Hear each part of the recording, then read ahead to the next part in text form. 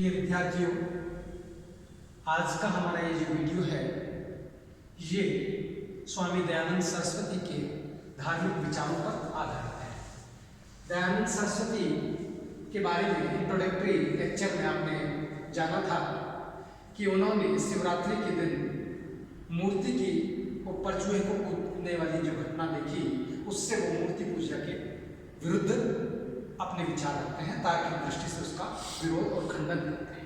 परंतु सत्य बात यह है कि दयानंद सरस्वती सत्य के ज्ञान में सत्यान्वेक्षण की जीवन में उतारते हैं और सत्य का अन्वेक्षण आजीवन करते रहते हैं, और इसी की खोज में वो धर्म के मूल स्रोत को समझना चाहते हैं। और धर्म का मूल जो स्रोत है उन्होंने माना है कि वेद धर्म के मूलभूत स्रोत है, और इसीलिए अपने गुरु विरजानंद की शिक्षा और विरजानंद को दिए गए वचन के आधार पर वेदों के प्रचार और प्रसार का कार्य वो आजीवन करते रहते हैं, और वेदों को भी अपौरुषीय मानते हैं, ईश्वर की वाणी के रूप में स्वीकार करते हैं। और धार्मिक क्षेत्र में जो समाज में भारतीय समाज तत्कालीन समय में पाखंडों से ग्रसित था, उसमें कटमुल्लावाद था, उसमें झूठ और आडंबरों का बोलबाला था, उसमें ईश्वर के प्रति कर्मकांड को ही धर्म मान लिया गया था। ऐसे जो व्यक्ति धर्म परिवर्तन करके ईसाई बन रहे थे, इस प्रकार की स्थितियों को देखते हुए उन्होंने भारतीय समाज में जो धार्मिक कुरीतियां व्याप्त थी उनका खंडन करते हैं, उनका विरोध करते हैं और वेदों की ओर लौट चलने का आह्वान करते हैं। और आह्वान ही नहीं करते, वेदों के आधार पर धार्मिक जो विचार, क्रियाकर्म और कर्मकांड जो जारी थे देश में, उन कर्मकांडों का, उस प्रकार की प्रथा और रूढ़ियों का वो विरोध करते हैं। और उन रूढ़ियों का जो विरोध करते हैं, जो धर्म के नाम पर प्रचलित पाखंड थे, धर्म के नाम पर प्रचलित पोंगा पंडितवाद चल रहा था, धर्म के नाम पर मूर्ति पूजा पूरे देश में विस्तृत हो रही थी, उसका वो विरोध और खंडन करते हैं। उसके आधार है, उनका तर्क है। वो कहते हैं कि जो मूर्ति पूजा है वो वेद के अनुरूप नहीं है, वेदों को नहीं है। वेद कहता है ईश्वर क्या है, निर्गुण है, निराकार है। तो जब जो निराकार है तो उसका आकार कैसे बनाया जा सकता है?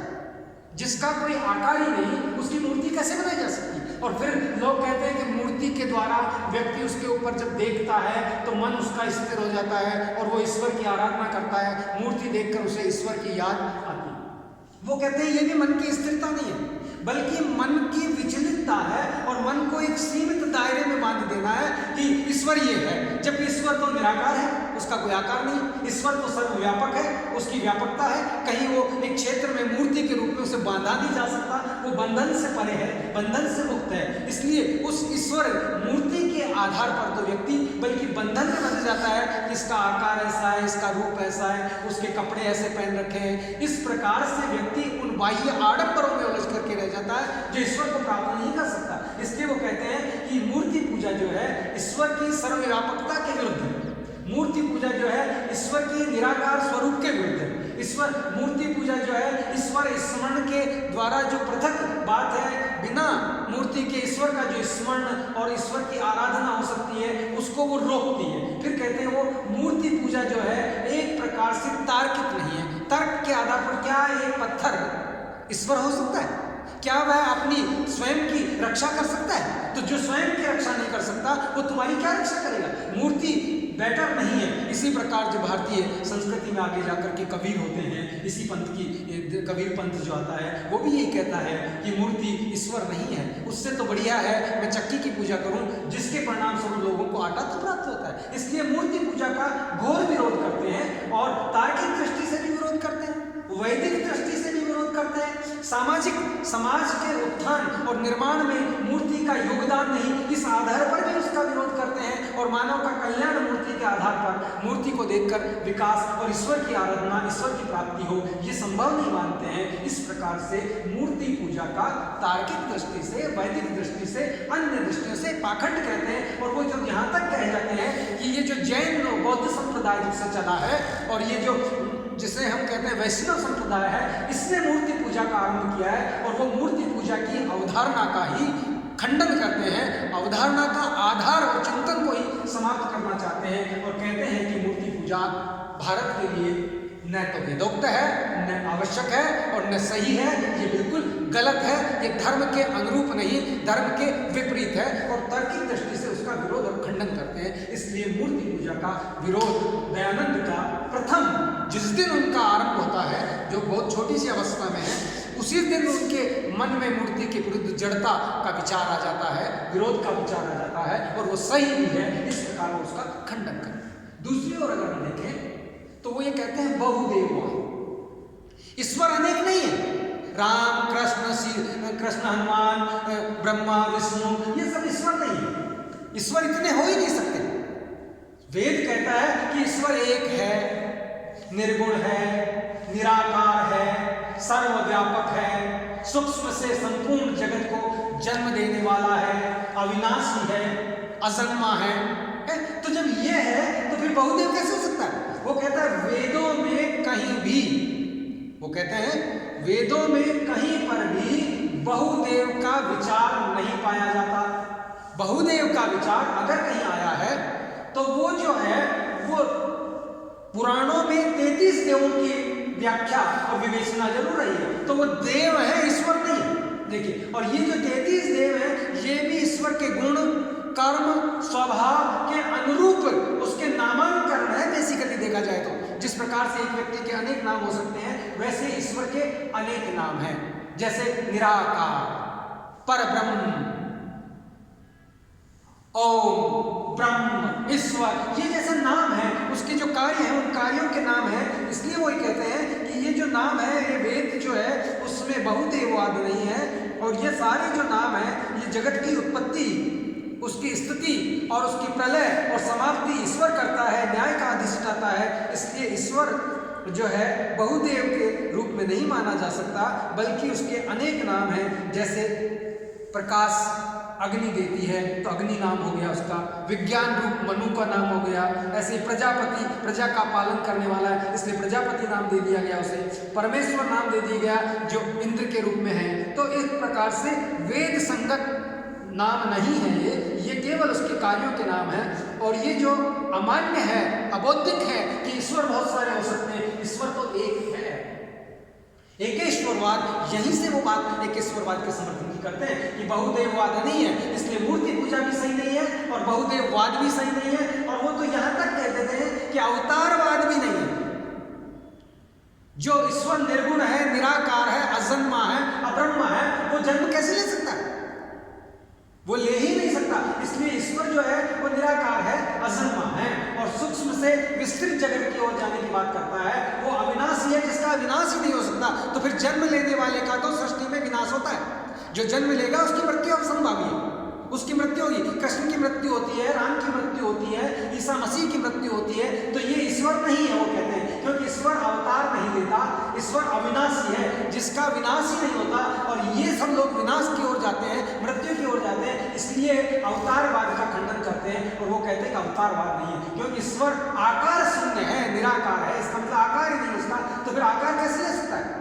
ईश्वर में व्यापकता है, सर्वव्यापकता है, सर्वशक्तिमान है, सबको जन्म दे सकता है, तो वो स्वयं जन्म कैसे ले सकता है? एक छोटे से रूप में कैसे आ सकता है? इसलिए फिर दूसरा लोगों ने तर्क दिया कि भक्तों के उद्धार के लिए भगवान प्रकट होते हैं अवतार में।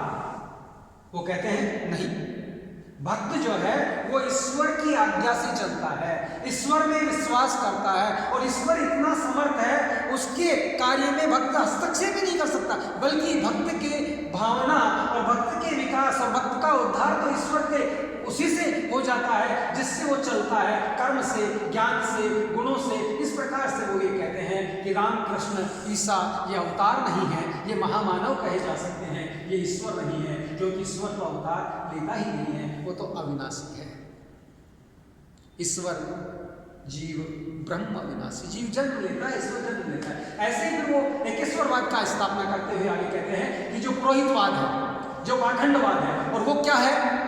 भूत है, प्रेत है, पशु बलि है, देवी के सामने पशु बलि चढ़ाना है, तीर्थ यात्रा करना है, तीर्थ यात्रा करना है, नाम स्मरण करना है, ये सब पाखंड है। कर्म करना, वेदों को मानना, वेदोक्त जीवन का संचालन करना, शिक्षित होना, वो ये कहते हैं ये एक जीवन है। व्यक्ति के चरित्र को सुदृढ़ करना, व्यक्ति का श्रेष्ठ होना, धर्म परिवर्तन सही नहीं है। वो कहते हैं कि ईसाई मिशनरीज ने भारत में जब धर्म प्रचार और प्रसार का कार्य किया और भारतीय जो लोग हैं उन्होंने उस धर्म को श्रेष्ठ माना और भारतीय धर्म को निकृष्ट मानने लगे, उसमें मूर्ति पूजा इनके प्रति ये रूढ़ियाँ मानने लगे, अशिक्षा और अज्ञानता का द्योतक मानने लगे, तो उन्होंने अपना धर्म परिवर्तन किया। और जब धर्म परिवर्तन किया तो दयानंद सरस्वती ने एक शुद्धि आंदोलन चलाया, और शुद्धि आंदोलन का अर्थ है पुनः हिंदू धर्म को स्वीकार करना। आप दोबारा हिंदू धर्म में आ सकते हैं। गंगा जल से स्नान किया, गौमूत्र गंगा जल आपने लिया, आपने जो निर्धारण कराई, आप पुनः हिंदू।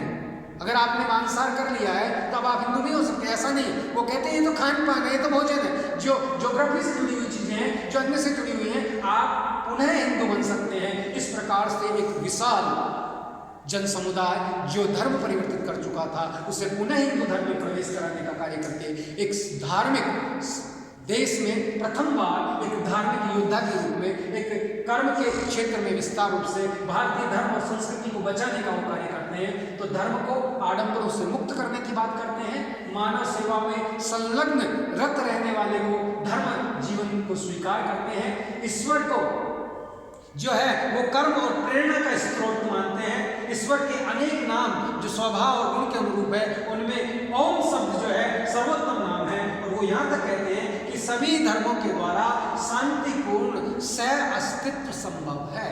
सभी धर्म जो हैं तथाकथित वो रह सकते हैं, ये सारे पंथ हैं, और सभी जो धर्म हैं पंथ हैं वो अपनी अपनी विधि अपनी अपनी मान्यताओं के साथ भारत में जीवित रह सकते हैं।